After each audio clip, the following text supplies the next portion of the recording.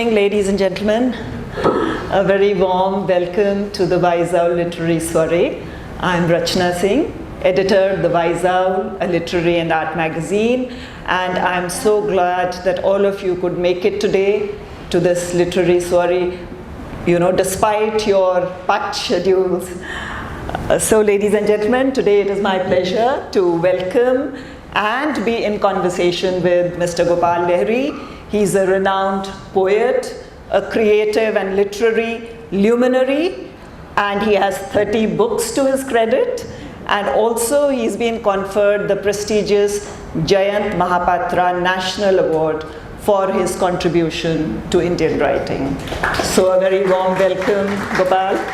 Thank you. Such a pleasure to have you here. And ladies and gentlemen, please give it up for Gopal Lahiri.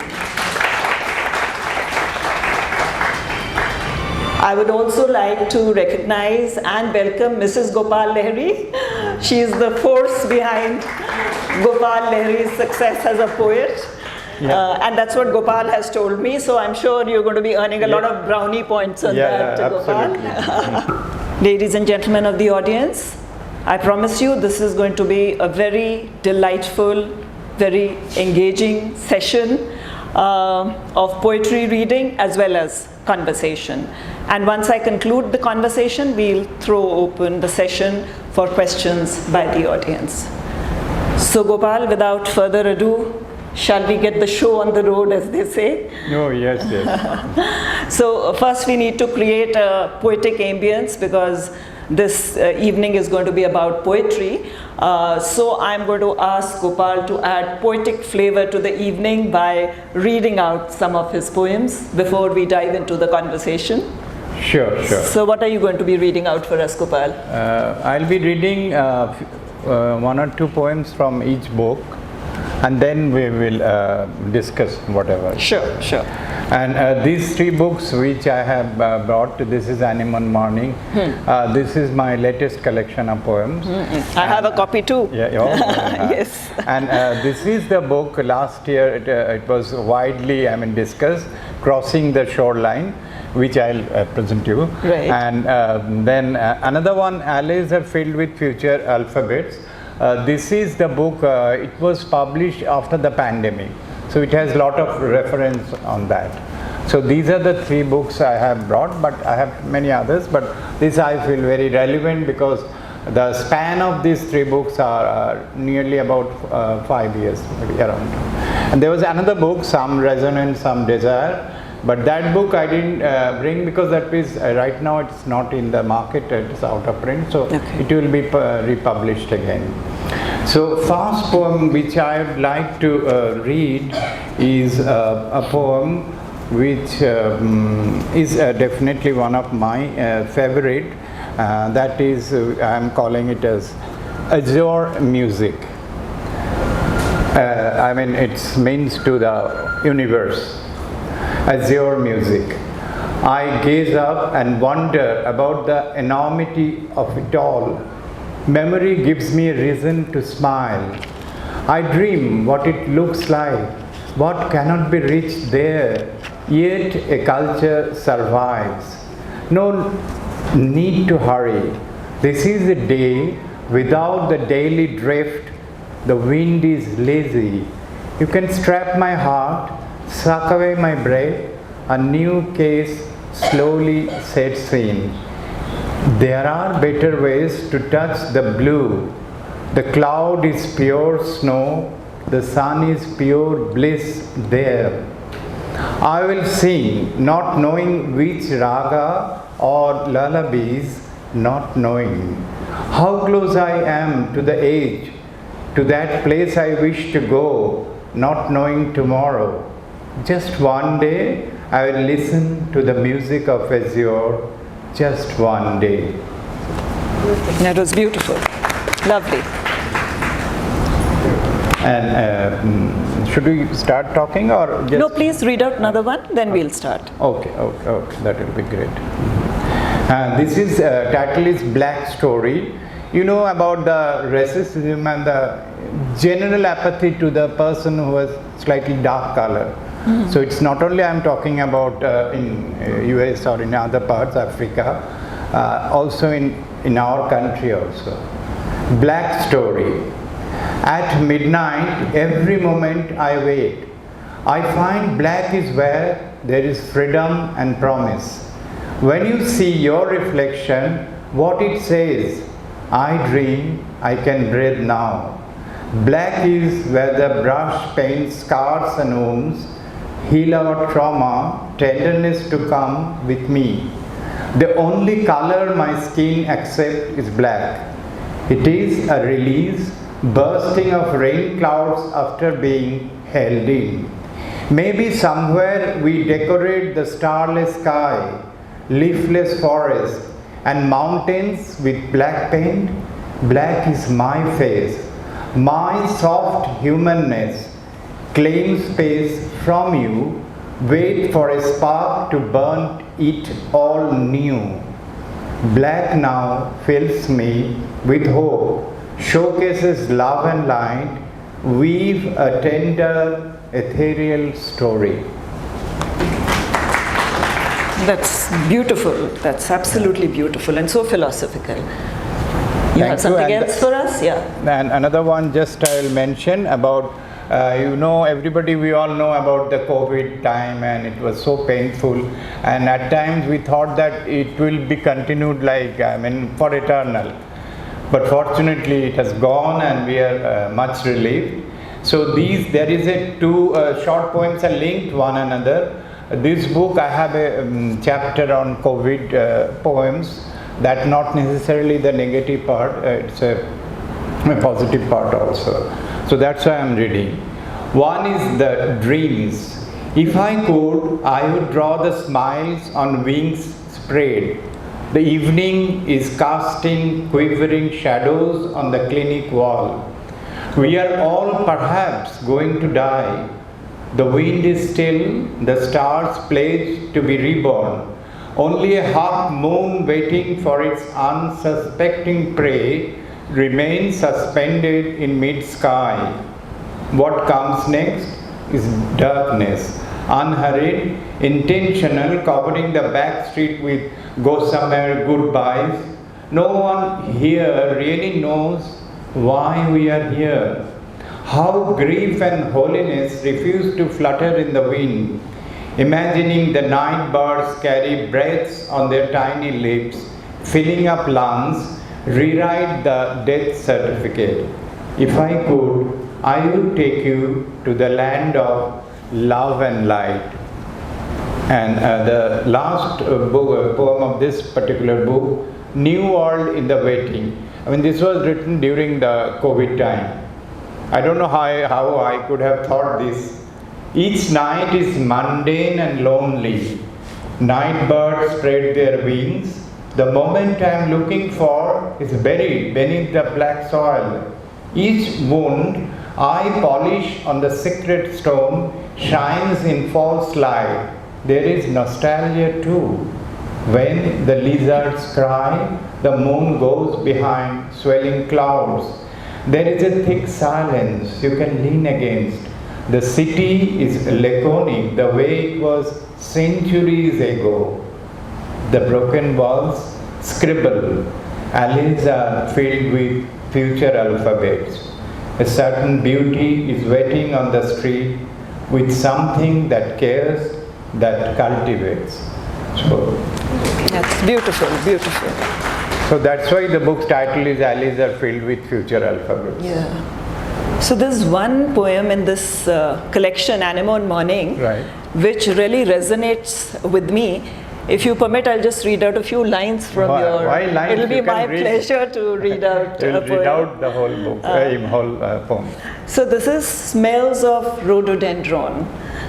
It says, the clouds open and close their faces. The railway track spirals around over itself, like the lines. The inner voice misses the gradient. In the mist, memories turn into earthen lamps to decipher the truth, silent and frail. And then I'll skip the verse in between and I'll come to the last one. It says, how easily the sun vanishes into the clouds. I breathe with the coldness, taste earth on my rugged skin. My inner pocket smells of rhododendrons. Every moment is a story here. So beautiful. I mean, these two lines, when he talks about memories being earthen lamps, silent and frail, and when he talks about every moment is a story here, that really resonated with me. So I thought I must read this out. So now, with your permission, I'll just dive into the conversation here. So Gopal, I'm going to start with a question that has really intrigued me, You are a geologist. In fact, he's been a geologist with the ONGC for 35 years. So basically, he's a scientist and he's also a poet. So these two roles are very different, Gopal. Normally, you associate, fact-finding with a scientist, and you feel that a poet is a bit of a dreamer, So I'm very curious to know, did science have an impact on your poetry, or vice versa? Did poetry impact your day job as a geologist? I think answer would be both. But basically what I feel that, especially the subject geology which I have studied and finally I worked with that, there is no confrontation as such between science and arts, or here we call poetry. Right. Because especially the geology we call art science. So art science is more of, depends on a lot of concepts. I mean, you have to imagine a lot of things. It's not like physics or chemistry, just like a formula, and the answer will be, everybody will know that goes by those formulas. Right. But art science is not like that. Right. So you have to, your imagining power should be, it should be quite huge, otherwise you cannot discover, or you cannot really find, especially I was in the oil field, so especially if you find oil. Right. Because it's not that only a few things, because what we used to do, we put some analogs and try to imagine how that, we are talking about the past, so how at that time we have to reconstruct how it was there, the art, and then we find the solution or a prediction, because in geology or in art science, prediction is very important. Right. Nowadays we have a lot of tools like that, like neural network or artificial intelligence. Right. When I was working, it was not there. So it's all human imagination. You have to imagine what can be. It's how you have groomed yourself to that particular subject, and how you enlarge your ideas, because poetry is also in other way, it's a blending of ideas and imagination. Right. So here also I find the same thing, and both are in fact quite complementing each other, in my case at least. Yes. But overall, I have talked to many scientists also, not only art scientists, many other scientists. They said that as because poetry has a quality of healing people, so even medical professionals, they also always love to listen to poetry when they are under stress. So and in fact nowadays in many corporate meeting, people are reading poem. So that's great. That also slowly now people are not discarding poetry, that it's only for the mad people or dreamers, or something, some crack is there in the mind. So that is the general perception of the poet. So in this way I feel that scientific mind helps me to analyze, and also in poetry you need also, which I believe others may not always, that it needs some discipline, some analytical mind.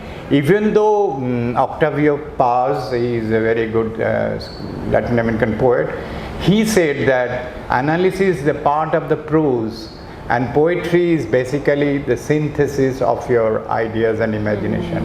That's true, definitely. But you need an analytical mind to write whatever you want to write. that I really. Right. You're absolutely right. In fact, now I think of it, there are a couple of poets. There's a well-known poet, Pravat Padi. Yes, he came to my mind. In fact, he's a haikai poet, and he's basically a physicist, but he writes some very beautiful poetry. And there's another gentleman, Dr. Dheeraj. I think he's a mathematician teaching in Punjabi University. He also pens some very poetic prose. So I can totally, agree with you when you say that there is no confrontation between poetry and science. So a man of science can also be a poet. So that's absolutely right. Agree. So Gopal, now, like when we were talking, I was suddenly reminded of this book that I had read as a child, Alice in Wonderland. And one sentence I remember as a child, one sentence stuck with me. The king, I think, says to the white rabbit, begin at the beginning and then carry on till the end, then stop. So I'm going to take a cue from that sentence, and I'm going to take you back to the past. I'm going to take you to the start of your journey as a poet, So tell us, Gopal, what made you gravitate towards poetry? In fact, the other day when we were talking, you said that you'd started writing as a school boy. So was there any, defining moment or particular incident that sort of made you change course and become a poet, or was it just a persistent calling for you? One thing which happened in my childhood, that I always loved nature, which I mentioned to you earlier also. Yes, you did. And what happened that I think during class 7 or 8 something, so my teacher asked me, what do you want to be in life? So I said at that point of time that I want to study geology. So everybody, it's 30-40 years back, so everybody says, what is that? And many people don't know also. So I told them, no, actually it has, I have to go out. I am a very restless person. I don't want to stay in the house. So I want to move around the world, or at least India. And geology, I know that people have to go to the field to explore things. So those are the interests which I built in my childhood as well. Not only because I used to read lot of these adventure stories and thrillers, and those not like modern day, I'm talking about say 40-50 years, and all those beautiful novel, Treasure Island, or there are so many out there. Yeah, there are. So that actually helps me. But you are talking about the poetry itself. Yes. I started writing poetry during that time in school at class 7 or 8, because I have to be asked by my teachers that you have to write something for a school magazine. Finally, of course, I used to be the editor at the higher classes, when they have automatically choose me because of whatever way they find that this boy can write something, so he should be the editor. So I was last 3-4 years, I think 9, 10, 11, 12, I used to be the editor of my school magazine. And that also given me a lot of, feel that I can write much more better than what I have written earlier. So in this way, and of course that time I didn't publish anything in any commercial journal or anywhere, because at those point of time there was not much of an online journal or like that, which now I think class 1 student also writing in some way or other. So at that time it was very difficult to publish, because you have to move around with the editor, or you send by post to the some journal or newspaper, and you have to wait months after month, and if it accepted, you are very happy like that. So now of course scenarios change, but in our time I feel that why poetry, because that because of the sound. The basic thing why I like poetry is the sound, how I am listening, and especially in the earlier time there was a lot of poetry was written in rhyming poems. So rhyme is always better to memorize, and there was quote from memory, that question always come, and we have to read poems in the exam also. So that fascination was there. I have to read all the poems, I have to memorize, or I have to understand all those poems. So slowly I feel that prose is slightly boring in the sense that I cannot memorize the whole thing. So that actually helps me to leaning towards poetry. Of course, at that point of time in school, only as because we are from Calcutta, we are very much to Tagore, because Tagore was all encompassing. And that's why there's another reason maybe I'm going for inclination my slowly because of the poets. And there are many other good poets in Bengali. So initial stages I used to write mostly in Bengali, and slowly I pick up English, and I started writing in English. So like you just said that you started writing in Bengali, right?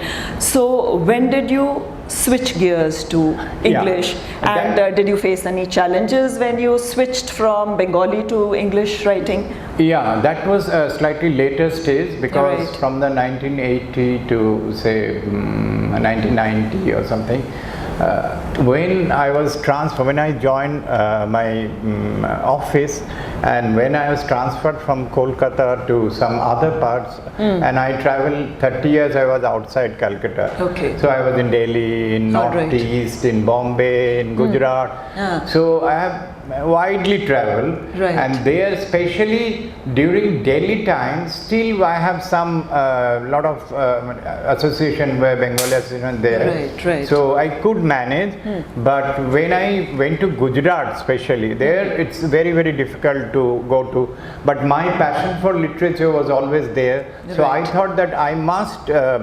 express in some other language other than Bengali, because Bengali you need translation, and there are so many hassles. So I thought that why not I try to write in English, although I used to write in English in my younger days, but I never thought of publishing. But I think first poem I have published, that is on Environment Day, was there in my office. So I have written one poem on environment. So at that point of time, environment was a very important subject, even maybe 30-40 years back. But now, of course, it's very critical time we have come, and environment is very. So that's the poem which I still remember, that that was the topic was there, and I got first prize or something like that. So anyway, from there actually the journey started.